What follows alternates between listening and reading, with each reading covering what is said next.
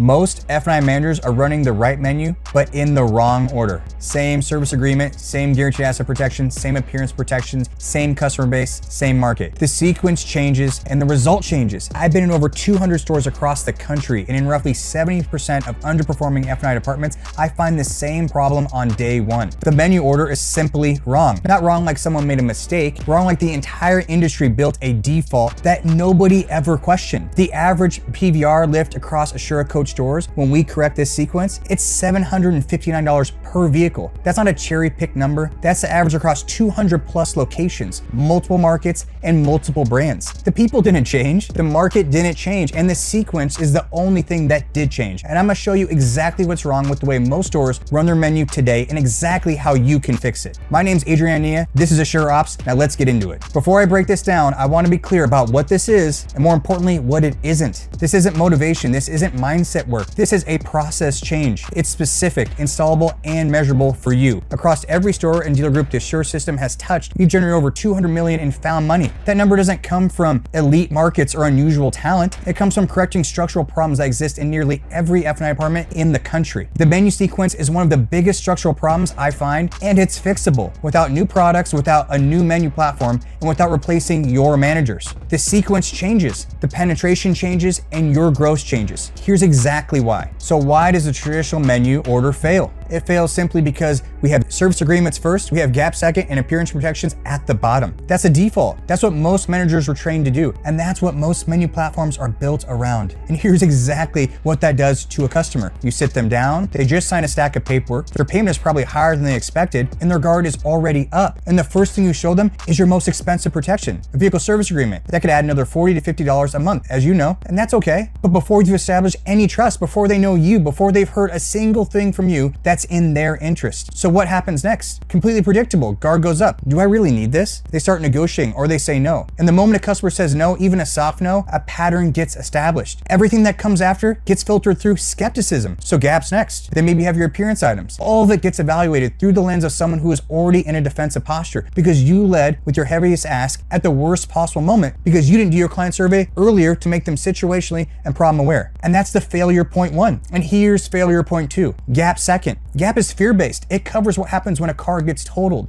and the customer owes more than the insurance pays out. It's an important protection. It's a necessity more than anything, but you're presenting it to someone who already said no to the service agreement in their mind or said yes to a lower version of it while still feeling the cost. You've just stacked anxiety on top of price resistance. 2 minutes in, and you presented your two most emotionally demanding protections back to back. And then you get to appearance protection, which is actually your easiest, highest penetration protection in the entire menu. And the customer is now exhausted. They already said no to you twice in their head. The conversation has a combative layer on it now, all around it. And here's what I want you to hear. That's not a talent problem, okay? That is a structural problem. The manager did exactly what they were trained to do. You did exactly what you were trained to do. And that training is simply wrong. So how do we fix it? We completely change the architecture.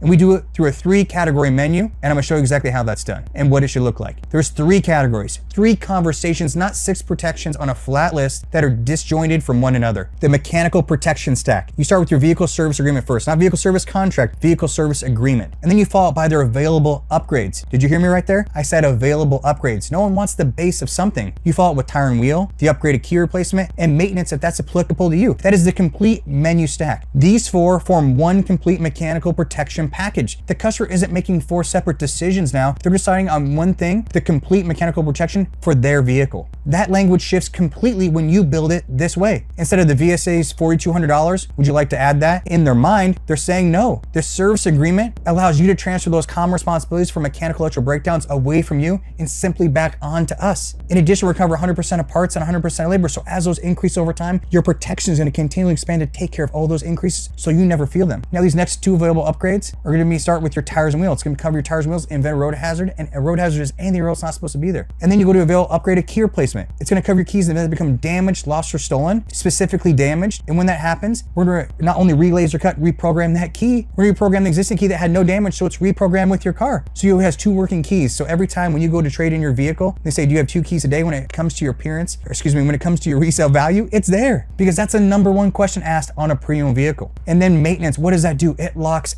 everything in. That makes sure the vehicle service agreement stays intact for them because they're able to maintain their vehicle at their regularly scheduled intervals. So think about that now. How does that sound? Do they want those premium upgrades of vehicle service agreement? You're now stacking and you're not subtracting. Do you see that difference now in how you can engage with your customer to better connect? And then what do? You match it to their ownership. And together, these four form the complete mechanical protection for their vehicle. Now, the customer is thinking about risk transfer, not about price. Thinking about whether they want to protect the vehicle, not whether the individual line item is worth it. So why does category 1 go first? Because it's your easiest yes. Mechanical protection benefits every customer. It's the lowest resistance, highest logic conversation on the entire menu. You're starting with your easiest yes at the exact moment when trust is at its highest and the resistance is at its lowest because the client survey you did earlier to make them situationally and problem aware. Now, category 2, this is the financial protection stack. You start with guaranteed asset protection or GAP first, then you follow with the vehicle replacement benefit, and then lastly, an active theft recovery device. Now, watch how this transition works, right? So we have guaranteed asset protection as well as the 2 available upgrades of your vehicle replacement benefit as well as active theft recovery device. This is what we refer to as our premium GAP. Now, what are we doing here? We're taking that thing that is a necessity that's normally fear-based, and we're laying on these additional protections and upgrades to them to give them the complete premium GAP so they can never go shop that with their credit union. How often do you get shopped at your credit union when it comes to GAP? Well, I can just get through them, it's cheaper. It's not the same, but you have to define it differently for them to understand it's different. If you don't do that, you're not able to connect on one of the most necessary items on our entire menu. And moving from mechanical risk to financial risk isn't a gear shift, it's just a continuation. GAP presented here converts at a dramatically higher rate now because the customer is already in a yes pattern. They've already agreed that transfer risk makes sense. They're not valuing GAP on its own merits anymore. They're deciding whether to extend protection mindset they've had and already adopted earlier. That distinction matters. When GAP is the second thing on a flat menu, it's a cold ask. And when it's a secondary category in a structured sequence, it's the next logical step. Now, category 3, this is the appearance and resale stack. So how does that sound? We start with your interior exterior protection, as well as the available upgrades of windshield repair and replacement and window tint. This completes our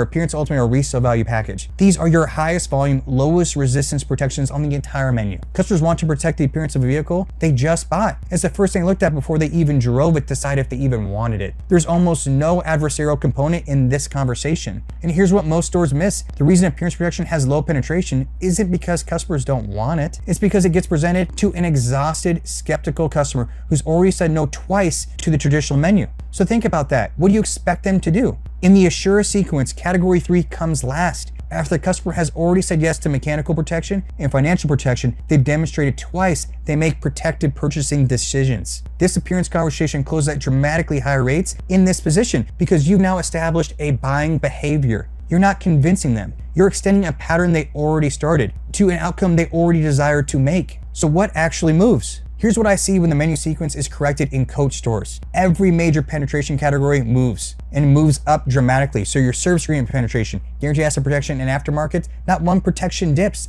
they all go up because you've eliminated the moment of early resistance that poisons everything downstream. The national average PVR is $1,995 per vehicle. The top 10% of F&I managers are running over $2,500 a car and above. And the gap between average and the top 10% isn't talent, it's simply process. The top producers don't have better closes. They just have better structures. They lead the customer through a sequence that makes every subsequent yes easier than the last. The $759 average PVR gain we see across ASURA Coach stores, that's what happens when you stop presenting protections as isolated buying decisions and start presenting them as a connected package in the right order. The math on your store is straightforward. Take your monthly unit volume, multiply it by 759, that's the found money sitting inside a structural fix. It's exactly how you install it right now. Step 1, you need to audit your current order. So pull up your menu right now. I want you to write down what goes first, second, and third. If your service agreement is first and GAP is second, you have the problem I just described. This is the audit, and it only takes 5 minutes. Step 2, restructure into 3 categories. Category 1, your service agreement first, then the upgrades underneath, tire and wheel, key replacement, and maintenance. Category 2, your guaranteed asset protection first, then vehicle replacement benefit, and then your active theft recovery device. And then category 3, appearance protection, and then windshield repair and replacement upgrade, as well as window tint. That is the architecture. 3 categories, sequential. I want you to do that now. Now, step 3, you need to rebuild the word tracks around category logic. The language has to match the structure now. You can't run category-based architecture with protection by protection word tracks. They just simply conflict. The transition from category 1 to category 2 sounds like this. Next is guaranteed asset protection.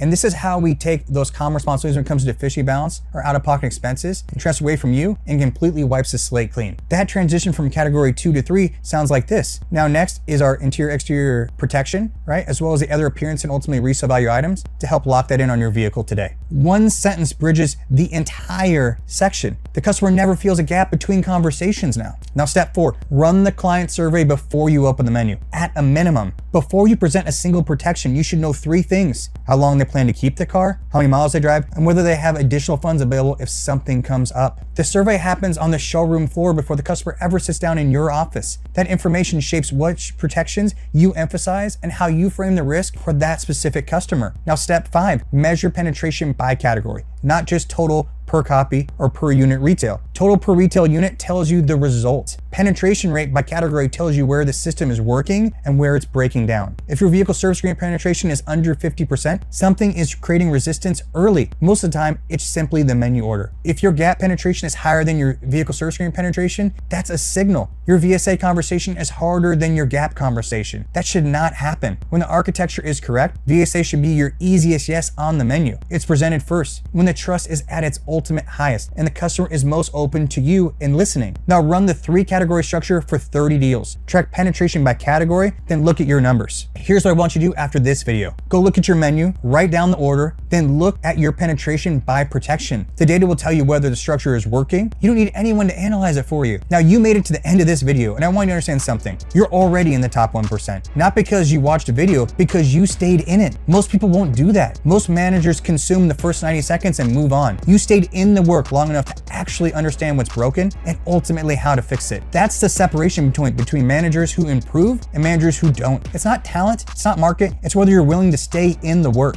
If you want the full framework, the complete ASURA Ops system, that's what we built inside ASURA Core. Inside Core, you get the foundational War Room course, the Advanced ASURA Ops course, and a consistently growing vault of tools, documents, and resources, and a direct connection to a network of Tier 1 F&I professionals who are installing the same system in stores across the country. The link is below. And I'm Adrian Anania. This is your ASURA Ops. I'll see you in the next one.